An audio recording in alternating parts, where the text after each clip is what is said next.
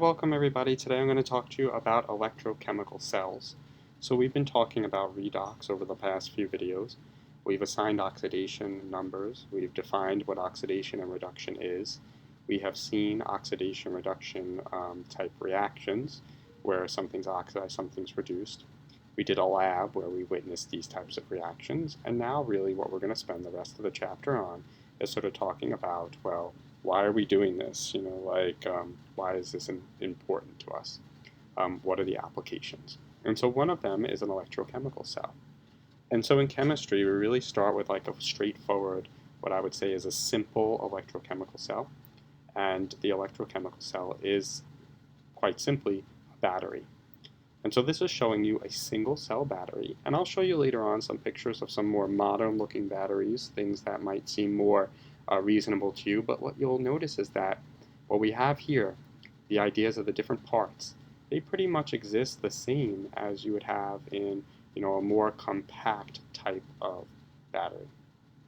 So this is my electrochemical cell here, and let's talk about the parts and how it's set up. And I do that on the right here.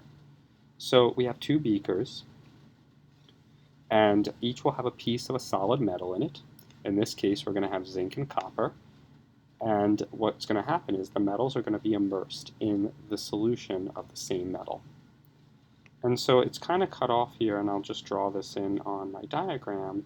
But over here, we would have a piece of copper metal over here. If I zoom in, this would actually be copper. That's a solid piece of copper. And floating around would be Cu plus 2 ions.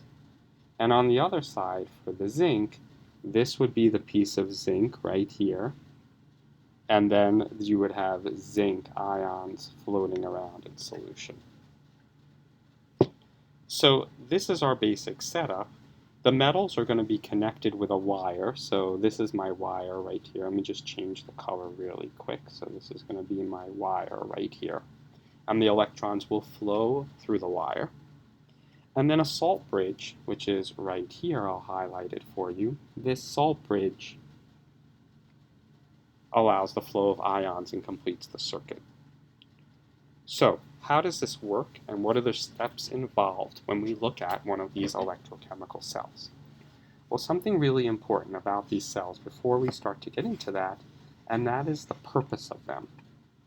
The purpose of an electrochemical cell really is to take chemical energy that's stored and try and convert it into electrical energy.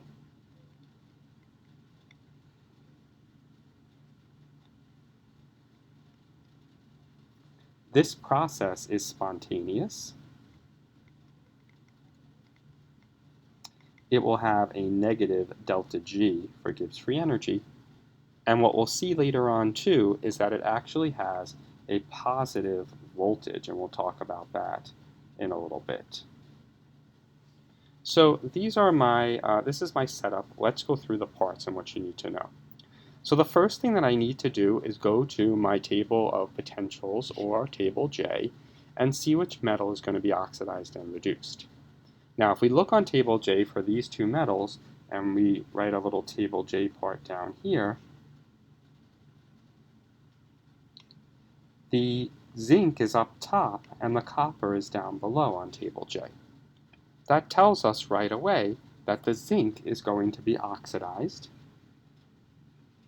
and the copper, or the copper plus 2 in this case, is going to be reduced. So when I look at this, I know now which half reaction occurs on each side. So now I need to go through and I need to write the half reactions for this. So now they wrote half reactions underneath each cell, but those might not be correct. Those are just general oxidation reactions. Now we know that the zinc is oxidized. The zinc is going to become Zn plus 2 electrons, and the copper is reduced. So the copper is going to be Cu plus 2 electrons yields Cu. So now we have the two half reactions that take place, an oxidation and a reduction.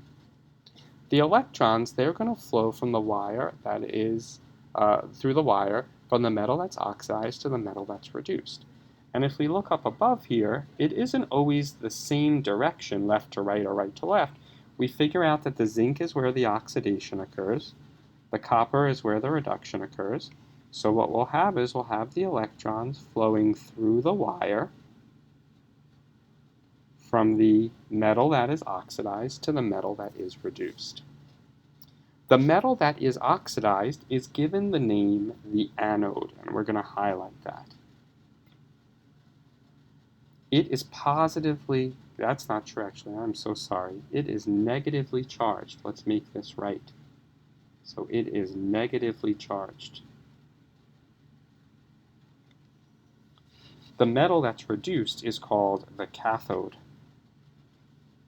and it is positively charged. And let's make that right as well.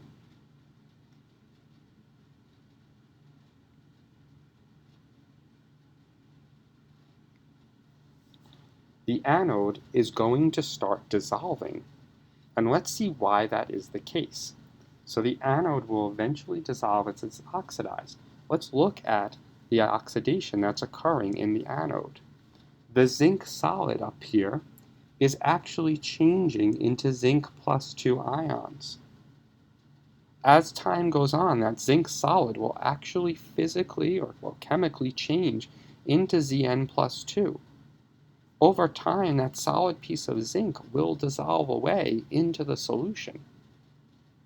When they ask you what happens, why does the anode, why does the zinc decrease in mass, it's not because it's losing electrons. The electrons are really, really small. Instead, it is because the zinc is becoming Zn plus 2. It's actually changing form.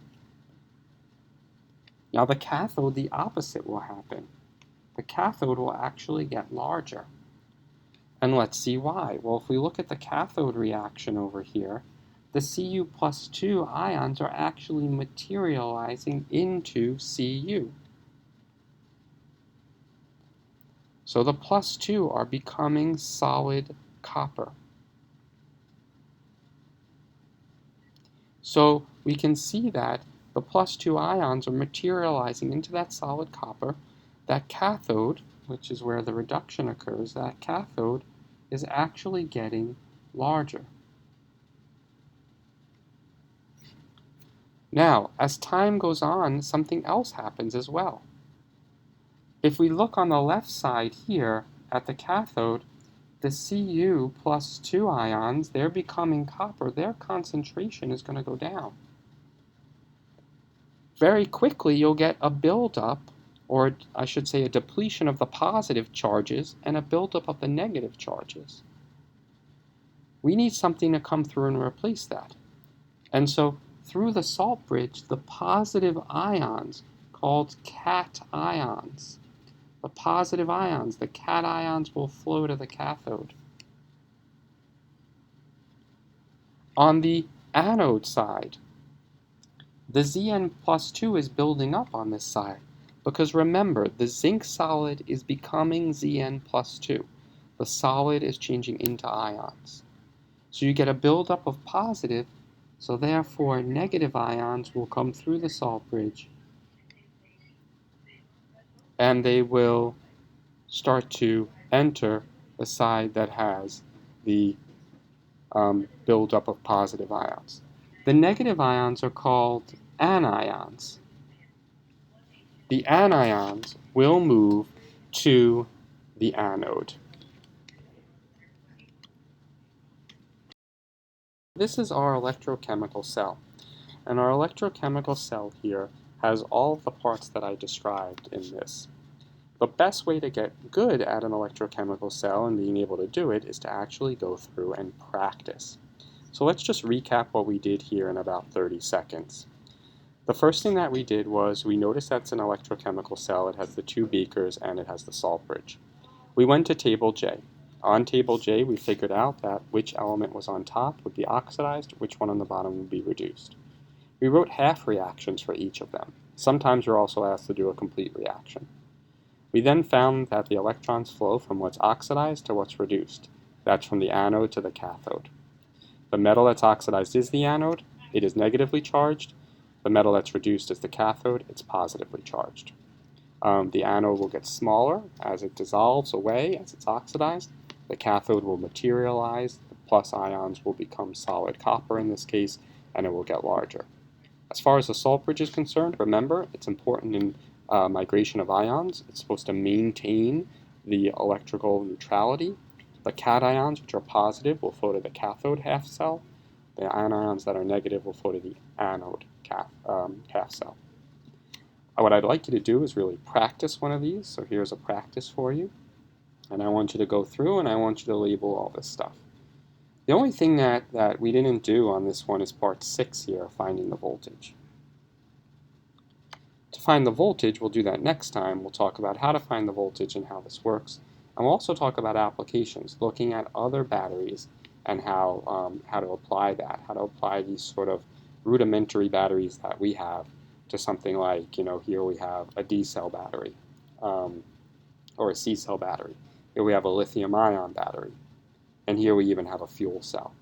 And what you'll see is that throughout this whole process, there's an anode, there's a cathode, there's a movement of electrons, there's a movement of ions. The process is the same, and that's really what I want you to see. And I'll also show you how to calculate the voltage. All right, thanks so much for watching.